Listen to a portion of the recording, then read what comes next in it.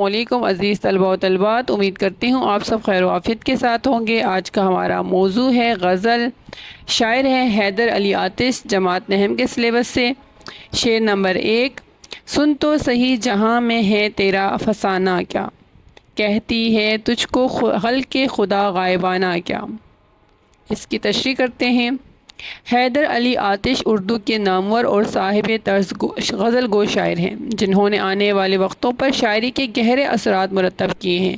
غزل سن تو سہی جہاں میں تیرا افسانہ کیا کہ اس شعر میں شاعر حیدر علی آتش مخاطب سے سوال کر رہے ہیں کہ دنیا میں تمہاری کہانی کیا ہے، تمہاری حقیقت اور شہرت کا کیا حال ہے۔ شاعر کہتا ہے کہ اے انسان، سن لے کہ اس دنیا میں تیرا افسانہ یعنی کہانی کیا ہے۔ یہاں فسانہ یا افسانہ سے مراد انسان کی زندگی کی کہانی ہے جو اس دنیا میں گزرتی ہے۔ شاعر انسان کو مخاطب کر کے کہتا ہے کہ وہ اپنی زندگی کی حقیقت کو سمجھے اور اس پر غور کرے، خودی کے بارے میں جانے، اپنی ذات کو جانے اور اپنی زندگی کا مقصد جانے۔ انسان کی زندگی ایک کہانی کی مانند ہے جو اس دنیا میں لکھی جا رہی ہے۔ یہ ایک حقیقت ہے کہ اس دنیا میں آنے والے ہر انسان کی ایک کہانی ہے، مگر انسان اپنی اس کہانی سے غافل ہوتا ہے۔ لہٰذا شاعر ہمیں اس نقطے کی طرف راغب کر رہے ہیں کہ سنو تو صحیح تمہاری کہانی کیا کہہ رہی ہے، لیکن اس کہانی کا انجام کیا ہوگا یہ انسان کے اپنے اعمال پر منحصر ہے، مگر نیکی اور سچائی ہمیشہ باقی رہتی ہے۔ خدا کی مخلوق یعنی لوگ تجھے غائبانہ کیا کہہ رہے ہیں۔ غائبانہ کیا سے مراد لوگ تیرے بارے میں کیا کہہ رہے ہیں، تیری غیاب میں تیرے بارے میں کیا باتیں کر رہے ہیں۔ غائبانہ سے مراد کہ تمہاری حقیقت اور اہمیت صرف تم تک محدود نہیں بلکہ دنیا بھر میں پھیلی ہوئی ہے، لیکن تمہاری اصل حقیقت یا فسانہ کچھ اور ہے جو تمہیں دنیا سے چھپایا گیا۔ شاعر انسان کو یاد دلاتا ہے کہ وہ اپنے اعمال اور اپنی زندگی کے بارے میں سوچے، کیونکہ لوگ اس کے بارے میں باتیں کر رہے ہیں۔ اس میں ایک قسم کا سوال اٹھایا جا رہا ہے کہ تمہارے اندر کیا ایسا ہے جو لوگوں نے نہ صرف جانا بلکہ اس پر بات بھی کی۔ گویا یہ شعر انسان کی شخصیت کی گہرائی کو بیان کرتا ہے کہ صرف ظاہری شہرت کافی نہیں ہوتی بلکہ اس کے پیچھے جو حقیقت ہے یا وہ زیادہ اہم ہوتی ہے۔ شعر نمبر 2: زیر زمین سے آتا ہے جو گل، سوئے زر بکف، قارون نے راستے میں لٹایا خزانہ کیا۔ اس شعر میں کیا کہتے ہیں شاعر؟ غزل کے اس شعر میں قارون کے واقعے کو بطور تلمی استعمال کیا گیا ہے۔ یہاں اشارہ دیا گیا ہے قارون کے واقعے کی طرف۔ قارون کی تلمی قرآن مجید اور ادب میں ایک اہم تلمی ہے۔ قارون ایک تاریخی شخصیت ہے جو بنی اسرائیل کے اہم فرد تھا اور حضرت موسیٰ علیہ السلام کے عہد میں تھا۔ قرآن میں اس کا ذکر سورۃ القصص آیت نمبر 76 سے 82 اور سورہ غافر آیت نمبر 24 سے 30 میں آیا ہے۔ قارون ایک دولت مند شخص تھا جس نے اپنی دولت اور طاقت کو غرور اور تکبر کے لیے استعمال کیا۔ وہ سمجھتا تھا کہ اس کی دولت صرف اس کی محنت کا نتیجہ ہے، لیکن اس کا غرور اور اس کی تباہی کا سبب بنا اور اللہ نے اسے زمین میں دنسا کر سزا دی۔ اس واقعے سے سبق ملتا ہے کہ انسان کو اپنی دولت پر غرور نہیں کرنا چاہیے بلکہ اللہ کی رضا اور احکام کے مطابق زندگی گزارنی چاہیے، کیونکہ دنیا کی دولت عارضی ہوتی ہے۔ دنیا میں جو کچھ بھی قیمتی ہے، چاہے وہ سونا، چاندی، جواہرات یا شہرت، سب آخرکار اسی دنیا میں رہ جاتا ہے۔ قارون جیسا دولت مند بھی اپنی ساری دولت سمیت فنا ہو گیا اور آج اس کا ذکر صرف ایک کہانی کے طور پر رہ گیا ہے۔ یہ شعر ہمیں یاد دلاتا ہے دنیاوی مال و دولت عارضی ہے اور اصل خزانہ وہ نیک اعمال اور اچھے اخلاق ہے جو انسان کے ساتھ ہمیشہ رہتے ہیں۔ زمین سے نکلنے والے خزانے اور قارون کی دولت دونوں ہی فانی ہے۔ شاعر قارون کی تلمی کو استعمال کرتے ہوئے پھولوں کی خوبصورتی کو بیان کر رہا ہے اور محنت کا راز بھی بتا رہا ہے۔ شاعر کہتا ہے کہ جو گل یعنی پھول زیر زمین سے آتا ہے، وہ زر یعنی سونا بکف مطلب ہاتھ میں لے کر آتا ہے۔ یہاں گل سے مراد انسان کی کامیابی کا بھی لیا جا سکتا ہے۔ یہاں گل سے مراد انسان کی کامیابی مراد لیا جا سکتا ہے جو اس کی محنت کا نتیجہ ہے۔ شاعر کہتا ہے کہ انسان کی کامیابی اس کی محنت کا نتیجہ ہے جو وہ زیر زمین یعنی چھپ کر کرتا ہے۔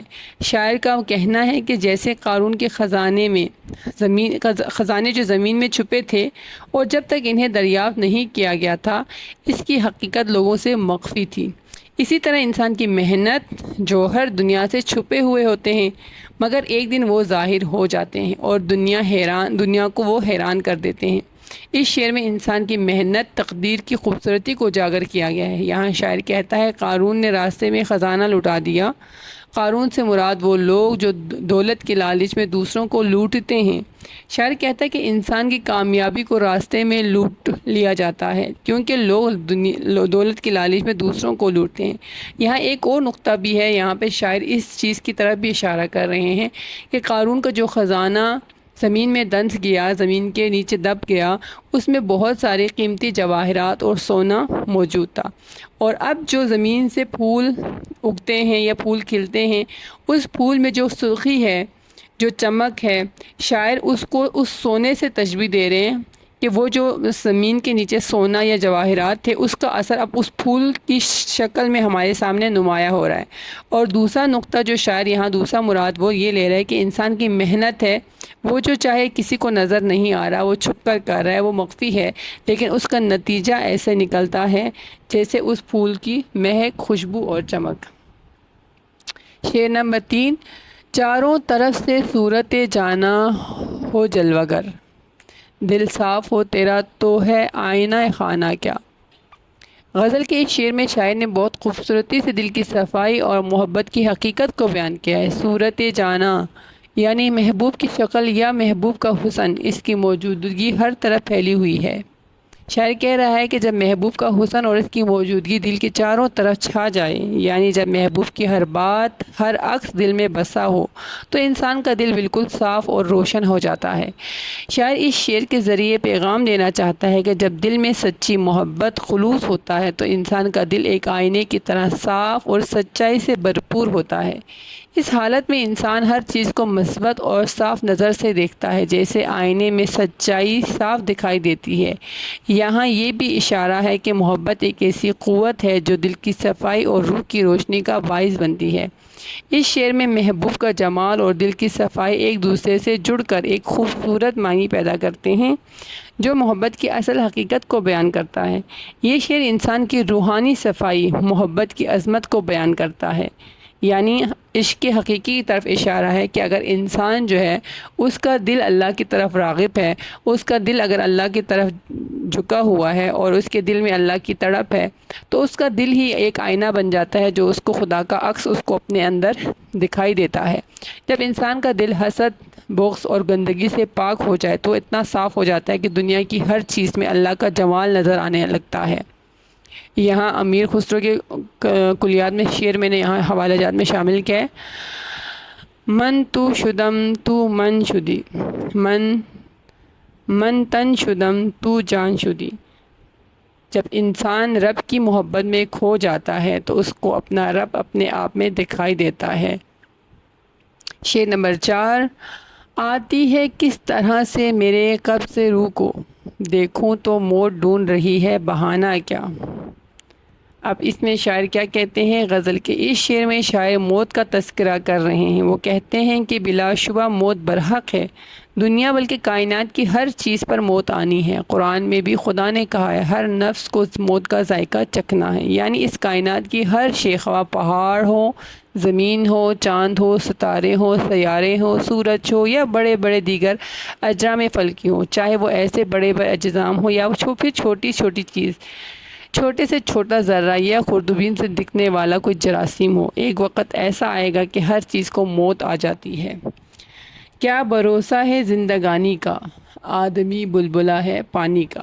جیسے پانی کے بلبلے کی میت، اس کی زندگی کا دار و مدار یا اس کی زندگی کا جو وقت ہے وہ بالکل محدود ہوتا ہے، اسی طرح ہماری زندگی بھی ایک دن فنا ہو جائے گی، ختم ہو جائے گی۔ نہ موت سے غرض نہ غم حیات سے ہے، اگر ہیں ہمیں تو یہ کمال ذات سے ہے۔ اس سے تو کوئی شک نہیں کہ موت نے آنا ہے، بس آپ دیکھنا یہ ہے کہ موت آتی کس طرح ہے۔ اب شاعر یہ کہہ رہے ہیں کہ اس میں کوئی شک شبہ نہیں ہے مجھے کہ موت جو ہے وہ برحق ہے، اس نے آنا ہی ہے، لیکن بس شاعر یہ دیکھنا چاہ رہے ہیں کہ میری جو موت ہے وہ کیا بہانہ لے کر آ رہی ہے، موت کون سا بہانہ تلاش کر رہی ہے اور کس طرح سے آ کے میری زندگی کا قصہ تمام کرتی ہے۔ اب ہر شخص کو مختلف طریقے سے یا مختلف طرح سے موت آتی ہے۔ کوئی جوانی میں مرتا ہے، کوئی جل کر مرتا ہے، کسی کو کوئی حادثہ پیش آ جاتا ہے، کوئی بڑھاپے میں کسی بیماری کی وجہ سے مر جاتا ہے، کوئی ڈوب کر مر جاتا ہے، کوئی میدان میں شہید یا شہادت حاصل کر لیتا ہے۔ اب دیکھنا یہ ہے کہ مجھ تک موت آتی ہے تو کس طرح آتی ہے اور کون سا بہانہ تلاش کر کے مجھ تک آتی ہے۔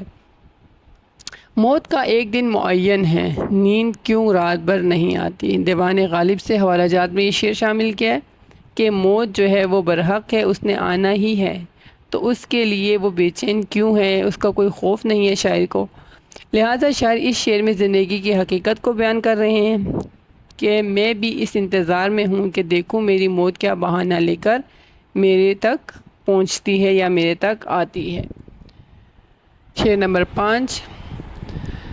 طبل و علم ہی پاس ہے اپنے نہ ملک و مال، ہم سے خلاف ہو کے کرے گا زمانہ کیا۔